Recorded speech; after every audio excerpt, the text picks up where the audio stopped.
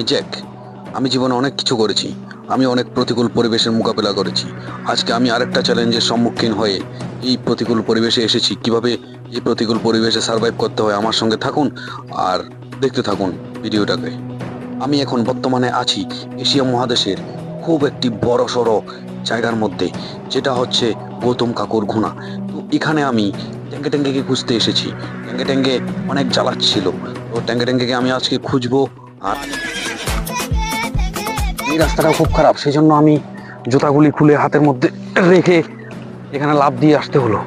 দেখুন এখানে অনেক কচুর শাক আছে। আপনারা যদি খাওয়ার ইচ্ছা থাকে, অনেক কচুর শাক এখানে আছে। কচুর শাক নিয়ে গিয়ে বাড়ির মধ্যে খেতে পারবেন। ট্যাঙ্গে ট্যাঙ্গেকে খোঁজার জন্য আমাকে গভীর জঙ্গলে যেতে হবে। ট্যাঙ্গে ট্যাঙ্গে এত সহজে মিলবে না। তো আমি যখন জঙ্গলে যাচ্ছি দেখতে পেলাম এখানে অনেকগুলি কচু গাছ আছে।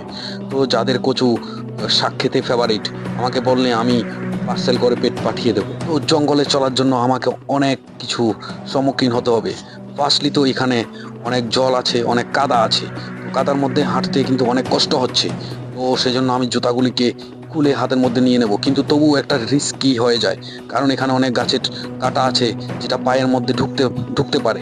এবং আমাকে আমার এই দিনটা সার্ভাইভ করার জন্য কিছু খাওয়ারও দরকার। কিন্তু আমার কাছে খাওয়ার খোঁজার জন্য আমি দেখছি এই যে পাথরগুলি আছে বড় বড়, এই পাথরগুলির নিচে আমি কিছু মাছ পাই কিনা, কিন্তু আমি উল্টিয়ে দেখলাম এখানে কোনো মাছই নেই। তো সেই জন্য আমাকে আরও কষ্ট করতে হবে।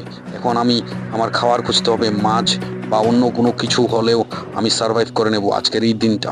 সেজন্য প্রথমে আমাকে খাবার খুঁজতে হবে। এই দেখুন এই জলগুলি হচ্ছে পিওর ঝর্ণার জল। তো এখানে অনেক কাদাও জমে আছে, অনেক পুরনো।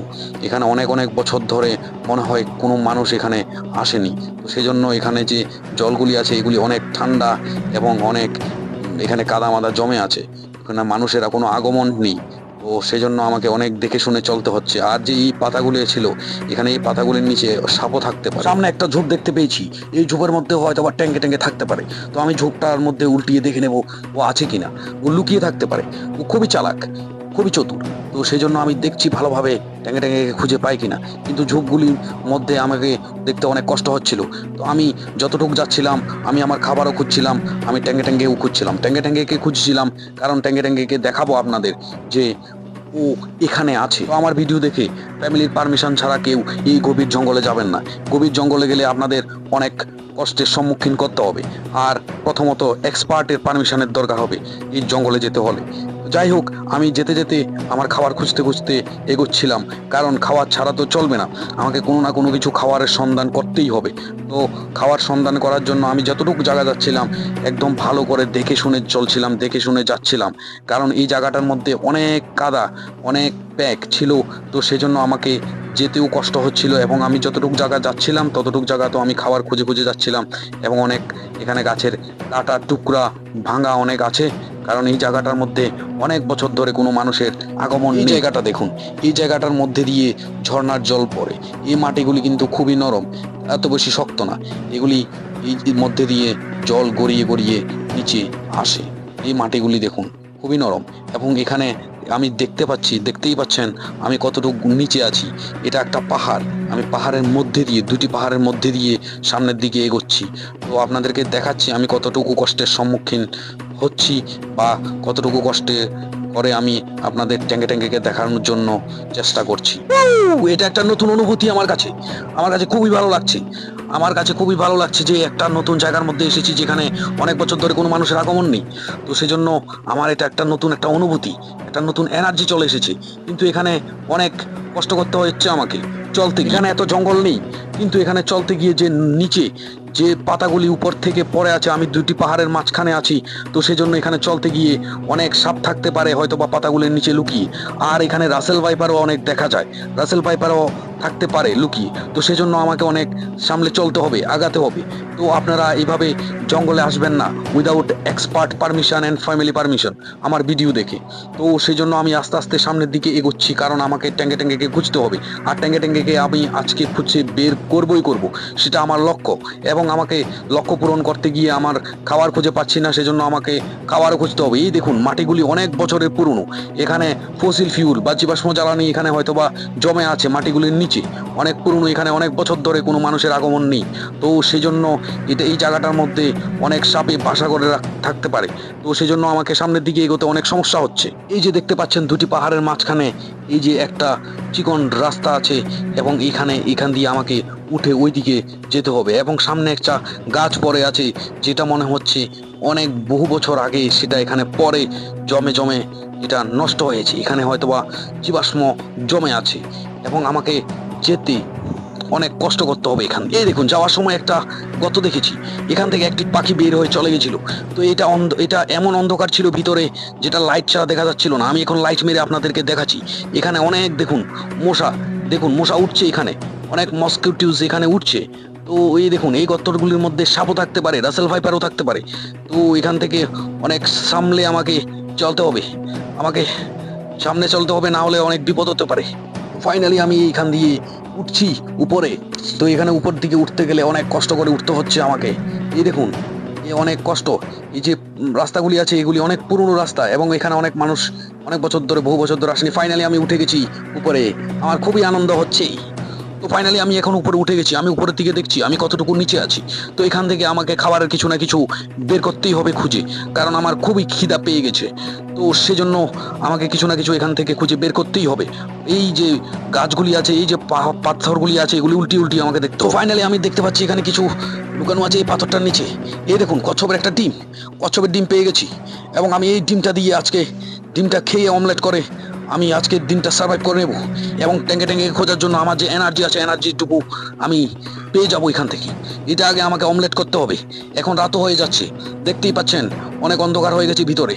অ্যাকচুয়ালি আমরা অনেক গভীরে আছি, সেজন্য রাতটা আরও তাড়াতাড়ি হয়ে যাবে, কারণ বাইরে হয়তো বা এখনো দিন।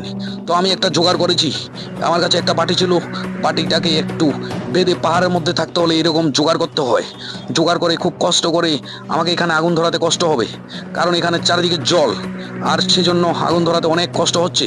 এখানে আগুন ধরাতে অনেক স্ট্রাগল করতে হবে। তো ফাইনালি আমরা মোটামুটি আগুনটা ধরিয়ে নিয়েছি। আমি বাটিটাকে একটি লতার সাহায্যে একটা কাচের টুকরোর মধ্যে ঝুলিয়ে দিয়েছি এভাবে। তো আপনারা যদি পাহাড়ে আসেন, তাহলে আমার থেকে এই টেকনিকটা শিখে নেবেন কিভাবে খাবার তৈরি করতে হবে। ফাইনালি আমরা আগুনও আস্তে আস্তে ধরিয়ে নিয়েছি, এবং আমি এখানে ডিম অমলেটটা করে নেব। খুবই ভালো লাগছে আমার এটা দেখে। মোটামুটি আগুন এখানে ধরে গেছে, এবং আমার এখানে ডিমটা অমলেট এখানে হয়ে যাবে। ডিম অমলেট করতেও বেশি আগুনের প্রয়োজন না, হাফ বয়েল হলেও চলে। আমি অনেক হাফ বয়েল ডিম খেয়েছি, কারণ আমি অনেক জঙ্গলে ঘুরি, সেজন্য হাফ বয়েলই খেতে হয়। কারণ কোনো সময় আগুনের ধরাতেই খুবই কষ্ট হয় এবং খুবই প্রবলেম হয়ে যায়। তো সেজন্য আমি আগে ডিমটা বের করে এখন ডিমটা দিয়ে দেবো আমার এই বাটির মধ্যে। তো আমি ডিমটা নিয়ে নিয়েছি, আমি এখন ডিমটা ফাটিয়ে আমি দিয়ে দেবো। এখন আগুনও মোটামুটি জ্বলছে। তো এইভাবে আমাকে ডিমটা ভেঙে এখানে খুব কষ্ট করে দিতে হচ্ছে। আগুন দেখেন, আগুন খুবই খুবই খুবই ভালো, এটা আগুন খুবই বেড়ে গেছে এখানে। এখন আমাকে অনেক পাতা কালেক্ট করতে হবে, পাতা দিয়ে আগুন ধরাতে হবে। দেখুন, ডিমটা খুবই সুন্দর করে আমি এখানে করে দিয়েছি, এবং আমি এখানে আগুন দিচ্ছি। ডিমটা যখন হাফ বয়েল হবে বা বয়েল পুরোপুরি হয়ে যাবে, তখন আমি খেয়ে নেব। সেটা আগুনের উপর ডিপেন্ড করবে। তো আমাকে ছুরি দিয়ে ডিমটা নাড়িয়ে দিতে হচ্ছে, কারণ নাড়িয়ে দিলে তাড়াতাড়ি হয়ে যাবে বয়েলিংটা। তো এবং আগুনও আছে নিচে, এই যে আগুনটা আছে সেটাই এনাফ। এটা দিয়ে আস্তে আস্তে হয়ে যাবে, একটু সময় লাগবে, কিন্তু আস্তে আস্তে এটা হয়ে যাবে। দেখে মনে হচ্ছে এখানে অনেক রাত হয়ে গেছে, কিন্তু এমন না, আমরা এখন অনেক গভীরে আছি, সেজন্য লাগছে যে এখানে অনেক রাত হয়ে গেছে। এই যে সিস্টেমটা দেখুন, এই সিস্টেমে পাহাড়ে আসতে হলে খেতে হবে। আমরা অনেক কষ্ট করে আগুন এখানে ধরিয়ে নিয়েছিলাম। তো আমার ডিমটা অমলেট হয়ে গেছে, এখন ডিমটা আমি খেয়ে দেখবো। এখন আগুনটাও একটু নিভে গেছে, তো সেজন্য আমি ডিমটা নিয়ে একটু টেস্ট করে দেখবো। মোটামুটি হাফ বয়েল হয়ে গেছে, এখন আমি খেতে পারবো। জঙ্গলের মধ্যে সার্ভাইভ করতে হলে এইরকম হাফ বয়েল ডিম খেতে হয়, এটাই স্বাভাবিক। পুরোপুরিভাবে সম্পূর্ণভাবে অমলেট না হলেও আপনাকে খেতে হবে এটা। আমি এটা খেয়ে দেখবো এটার স্বাদ কেমন হয়েছে। বহুদিন পর কচ্ছপের ডিম খেয়ে এক্সপিরিয়েন্স করা হবে আবারও। তো একটু খেয়েছি, দারুণ লেগেছে আমার। খাওয়া দাওয়া হয়ে গেছে, আমি এখন জলের মধ্যে এই বাটিটাকে ধুয়ে নেব, কারণ এখানে আমার কালকে সকালেরও খেতে হবে। জলগুলি আমি খাওয়ার জন্য ব্যবহার করতে পারবো। আদিবাসীরা আগে এই জলগুলি ব্যবহার করতো খাওয়ার জন্য, এখনো হয়তো বা কিছু কিছু জায়গার মধ্যে এই জলগুলো করে। তো এই জল আর মোটামুটি এখন খাওয়ার হয়ে গেছে, মুখটাও ধুয়ে নেব। তো আমার খাওয়া দাওয়া হয়ে গেছে, আমি এখন ট্যাঙ্কেকে খোঁজার জন্য আবার বেরিয়ে গেছি।